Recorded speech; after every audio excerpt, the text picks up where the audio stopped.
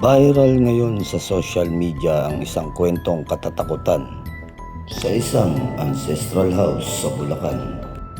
Isang bahay na abandonado at ika nga nila ay may nagpapakita dito.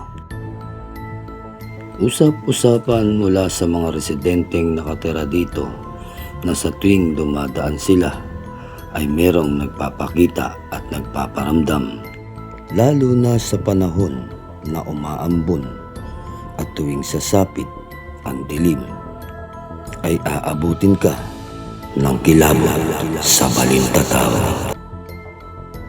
Halika, samahan mo akong imbestigahan ang ancestral house. Pagmasdan natin ang kabuuan ng paligid at hindi naaayon sa positibo ang aura nito. May kilabot sa bawat sulyap. Nakakadagdag din ng takot ang kapaligiran, lalo na ang malalaking puno sa paligid nito. Hindi lamang mga espiritu ang maaaring makita rito. Positibo rin na merong mga elemento. Hindi na kailangang bukas pa ang iyong third eye upang merong kang makita at maramdaman. Sapat na ang pakiramdam upang damahin ang kakaiba. Pagmasdang maigi ang bintana. Isang malinaw na imahe ang ating makikita. Tila isang matandang babae ang nakasilip sa bintana at may bakas na galit sa kanyang mga mata. Ang puno namang ito ay may negatibong enerhiya na maaaring tinitirahan ng isang kapre.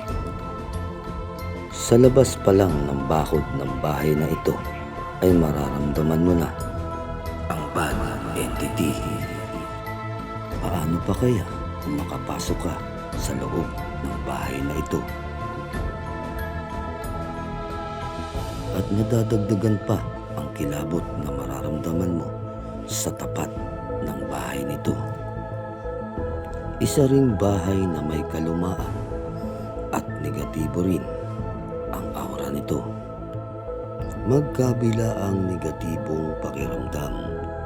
Kapag sumapit na ang dilim, hindi ka ba kikilabutan? Mula sa bidyong ito, ano ang iyong nakita? Ano ang iyong naramdaman?